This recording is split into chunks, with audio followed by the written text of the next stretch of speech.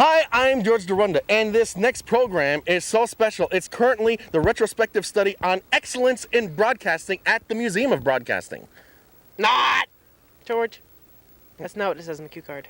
Well, Doug, I don't think there's any point in going into what it says in the cue cards. George, the cue card specifically says this station really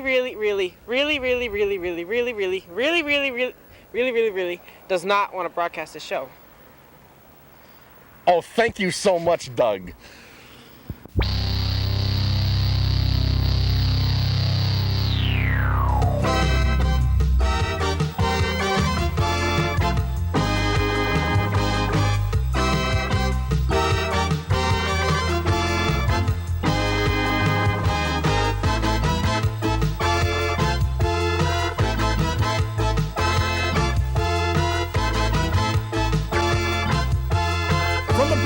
Somewhere in Holyoke, not yet owned by the Japanese, it's Prime Time with George Durunda.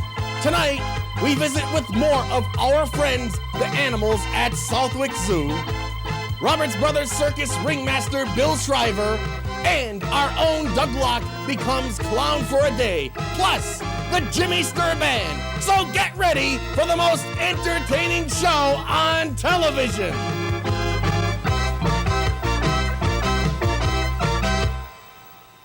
Hi, I'm George Durunda, and welcome to Primetime. And tonight, as always, we've managed to, at the last minute, slap together another fine television program for you to watch at home, in your own homes, in your own recliners this evening. And, you know, there was one thing that they have a new late-breaking bulletin. We always have these late-breaking bulletins here on Primetime.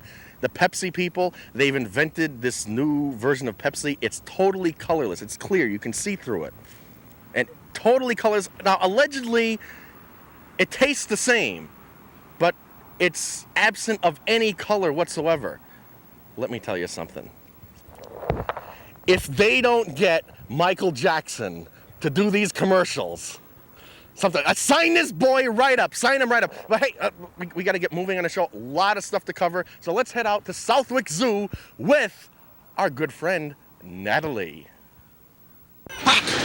Oh.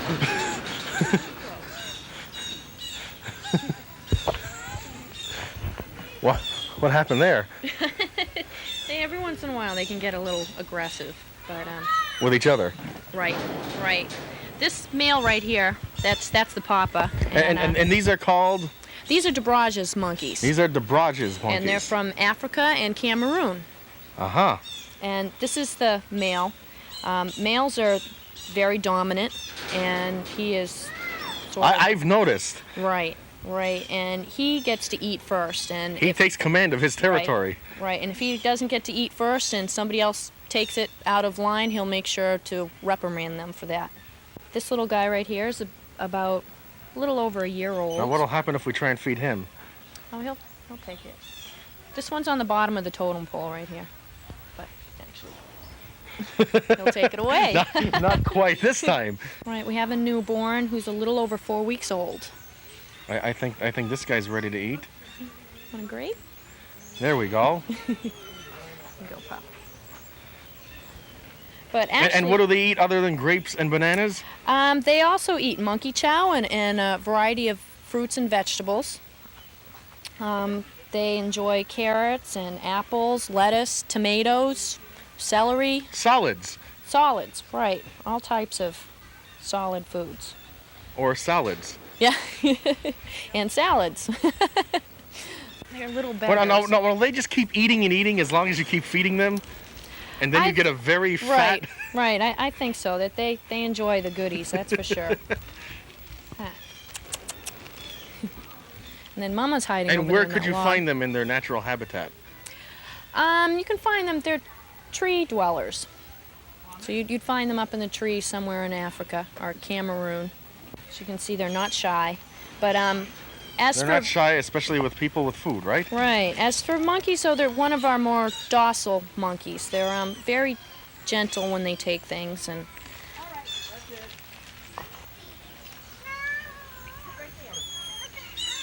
so we're here with the wallabies, and this is Mama. Right. With her new, how old is the newborn? It's hard to tell, but I would estimate that it's about They're about 4 months old. They're very, very small when they're born. And it'd be nice if we get her to come closer. They're very shy. And do they like to eat chipmunks too? Yeah, we have lots of chipmunks at the zoo. And they like bananas and solid foods, solid foods? Right. All types of, we give them a mixed grain of... Is there a wallaby chow? No wallaby chow. We give them pellets and sweet feed. They enjoy crunchy things like carrots and lettuce, tomatoes. Lots of greens. But these are one of the larger types of wallabies. And they're very shy type of animals. And these wallabies are from Australia and New Zealand. And how long can we expect them to live? What's the life expectancy of an average wallaby? I would say 10 years or more. And do they jump really high, or are they really fast? Yeah, you can Like see, this guy moving back here. Right. It's a race. It's the Olympics. Yeah, they are fast moving, and as you can see, when they stand or sit, they use their back tail for balance. They have a very strong tail, and their hind legs are very strong. And their two front legs are almost useless. They're used pretty much for grasping and for balance. And they're all from the kangaroo family. That's correct. But they're unique. Why do most people know them as kangaroos when they're actually called wallabies? I think most people get them mixed up because they look just like a kangaroo, except they're a lot smaller. But these are marsupials, just like a kangaroo is, and they keep their babies in their pouch as they grow. And these guys are called? These are gibbons. They're they're gibbons. From Southeast Asia.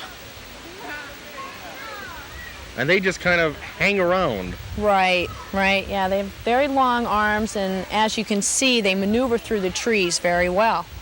They're tree-dwelling animals. You can get she was also like the... They look like they'd be good dancers. Right. When they run, they keep their arms up over their heads for balance. The black one's a female, and the cream-colored one is a male. And you can see little Chipper up top there. He's a little bit over a year old. And they also eat bananas and fruits. Right. And vegetables. Yep, all types of fruits and vegetables. Bananas to everything here is pretty much, it's like a treat. It's pretty standard. Right. Ditch. Good girl.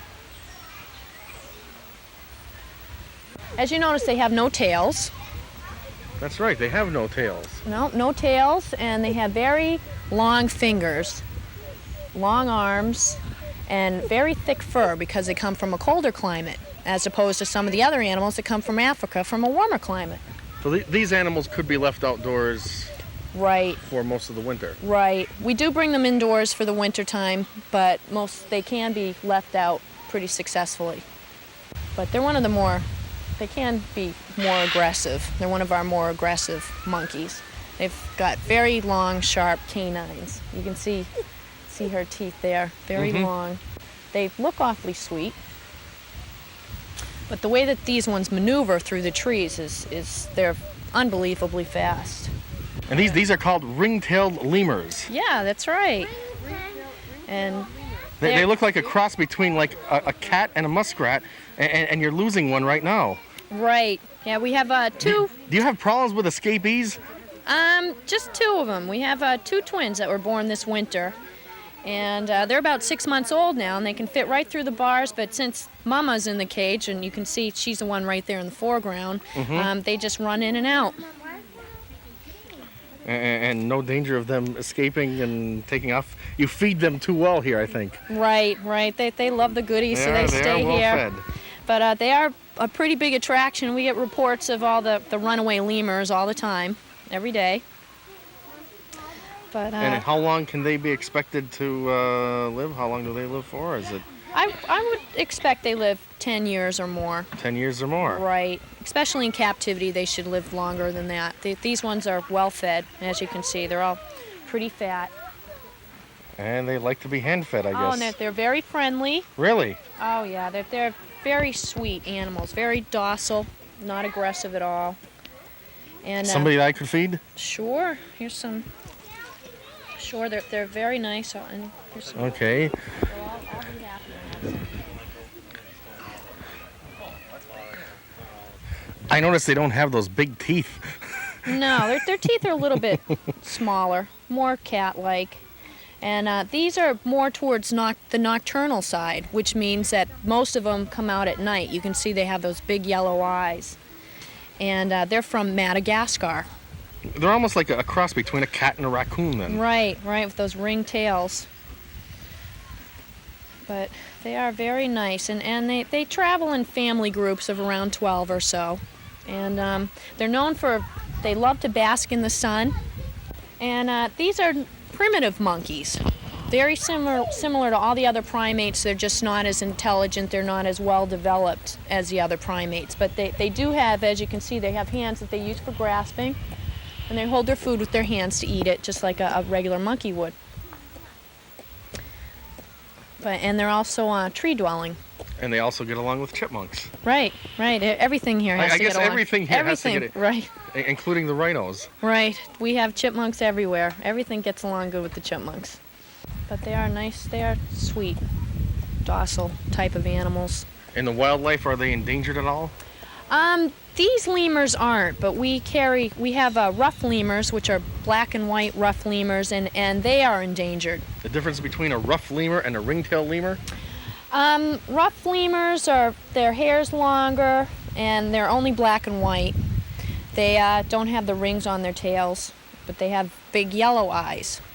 And they are endangered. They're a little bit slow moving, and it seems too that a lot of the natives there killed off lemurs because they thought that they were spirits.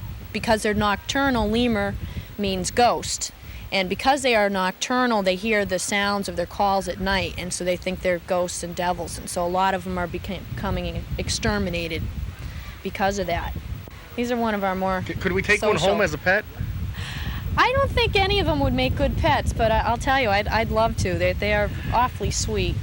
But they'd get into everything. They'd be jumping off your curtains in your house and raiding your cabinets. I know some people have kids that do that. Yeah, true. But they'd be bouncing off the walls. Feed them a little sugar, they go for days. Oh yeah. They are. They're all very active. But they know where they get a good meal. Oh yeah. They are. Everything here is fed an awful lot. They eat better than I do. They get a good diet. And again, they'll eat as much as you put in front of them. That's right.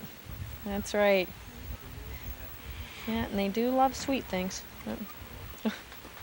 Wonder if they like pizza. You know, they probably would. How about a nice primetime pizza? I have a pizza named after me. Do you really? It's called the Primetime Pizza. Oh, yum. What's on it? Hamburg, Yum. pepperoni, peppers, mushrooms, extra cheese, bacon, and Yum. chicken. Yum. Jeez, you should have brought some for lunch. We have to pause here, but we'll be right back with the Jimmy STURR Band. Hey, don't leave your seats.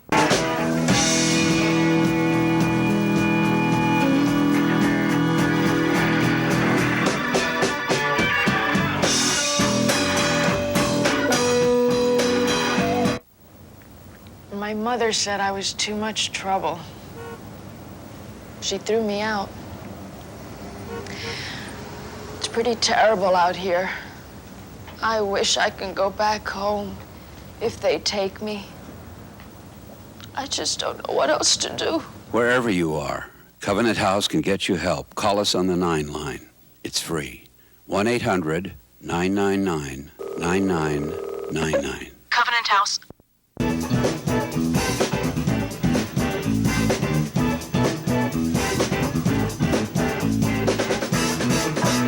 My next guest has won more Grammys than you can count on one hand. Well, it's 6. It's the Jimmy STURR Band with featured performer Eric Parks here to perform Trumpeter's Prayer.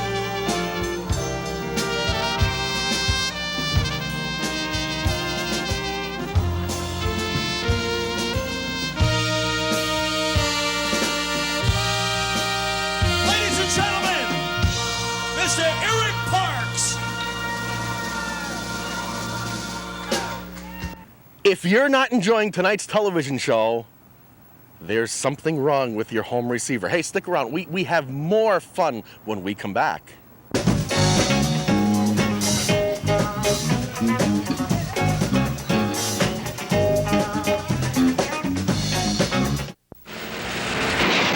thanks to these airbags here, this job is now a piece okay, Claire. But Vince... Yeah, I'll tell you something, partner.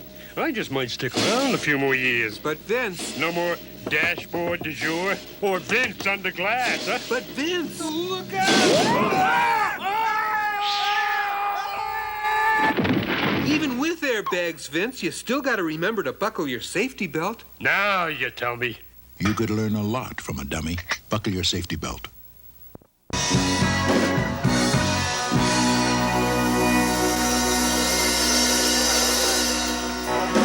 Welcome back to the big telecast, and we're just gonna move right on. We're gonna head out to the Roberts Brothers Circus with ringmaster Bill Shriver. Well, we've finally tracked down Bill Shriver, who is the ringmaster here at the Roberts Brothers Circus. Bill, welcome to Prime Time. Well, thank you. Nice to meet you, George. And, well, the activity here has certainly picked up since... Well, we're getting near showtime. That's one of the main reasons why, and the folks are all coming out, and the weather finally gave us a break, too. That all helps. Yeah, we have a lot of sunlight. So tell us about the Roberts Brothers Circus. What kind of specialty acts do you have? This is a traditional type circus. We have, I'll tell you, one specialty act that we have is probably, I know of only one other act like it in the entire United States, and that's a trained Vietnamese pot-bellied pig act. A trained Vietnamese pot-bellied pig act. Yes, indeed. They're small little pigs. They're the kind of pigs that folks keep as pets now that you maybe read about or heard about.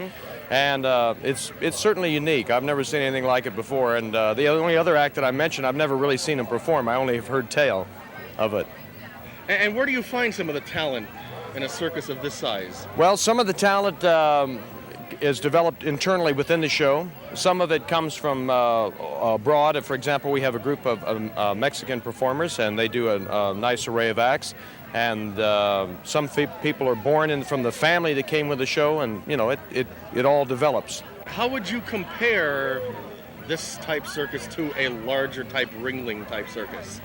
Well, I'll tell you, the biggest and the best part of it being on a small show like this is if you have a problem, you can go right to the manager or to the person who heads that department or whatever and say, look, we've got a problem, we need to get it resolved. I was on Ringling Brothers in 1988 in Japan, and believe me, to get anything done there, it's a major corporate decision, and we'll take it up at the company meeting in a week. It's none of this right now stuff. And so that's probably one of the biggest differences between the two shows is the immediacy of action that can be taken on a small organization compared to a large one. You're not dealing with strings and strings of agents. No, or levels of bureaucracy that you find on a big show like that. It's also very personal here. I mean, everybody, all the working men know the manager by his first name, and on there it was, you know, Mr. So-and-so and Mr. So-and-so, and, you know, this kind of thing. So it's a tighter family type unit. It's a tighter family unit. You're also moving all the time. You move every day, and you're actually kind of like an extended family. You have to work together. The show has to stay together. If you see somebody broken down on the road, you call them on the CB or you pull over and you offer assistance until a mechanic can get there. Is it more difficult these days in circus life than in the past?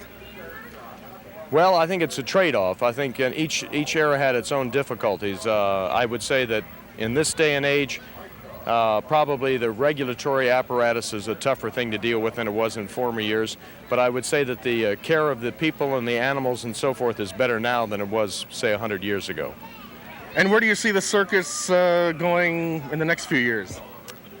Well, you know, everybody says that the tented circus is a thing of the past, but what is... Well, not with the crowd I see around us here. No, I know, but what is interesting is even those circuses that are considered indoor circuses, for example, like shrine operations and so forth, even many of them now have a big top, and they can play either indoors or out. So I'd see the tented circuses being around for a lot longer. It didn't die in 1956 when the big one took down its tents for the last time.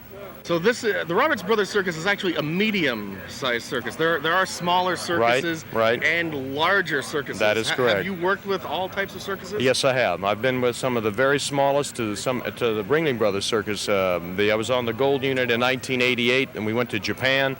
And I had a dog act, and we went to Japan, and that was an experience. But I personally, if you give me a choice of being on a big operation like this or being on this, I'll take this one any day. Now, in a circus of this size, you have to wear many hats. That's right. Not only am I the ringmaster, I'm also the day of show press representative. I present a group of trained ponies. I have to care for my own livestock. It's a myriad of stuff that you have to do. There's nobody just does one thing anymore on one of these things.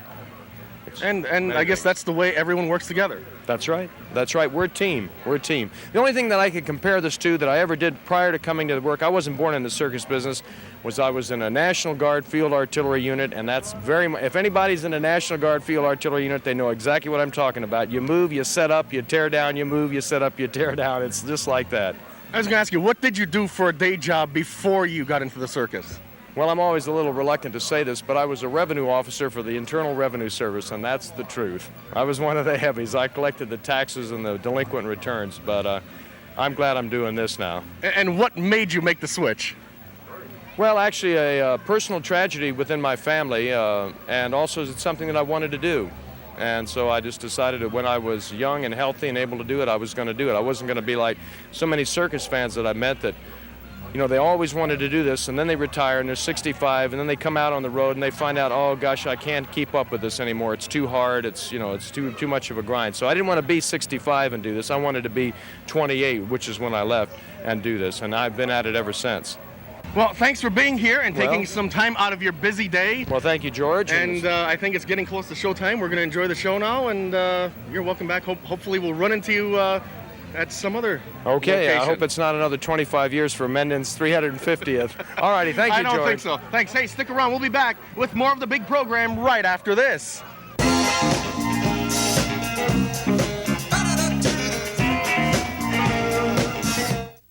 Did you ever hear the story of Dr. Jekyll and Mr. Hyde? There was this fellow who experimented by taking dangerous chemicals into his system. His perilous venture caused him to change into something horrible and frightening. He became a creature even his own mother couldn't recognize. Don't wait until a Dr. Jekyll and Mr. Hyde shows up in your house. Get help now from the people at Habilitat, a place of change.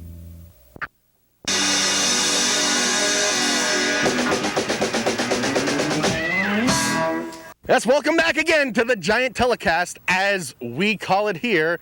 And, well, I've always wanted to see Doug become a clown, like he's doing now, running camera. And let's just do it. Look at this face right now. Let's see the face. Okay, you may never see it that way again.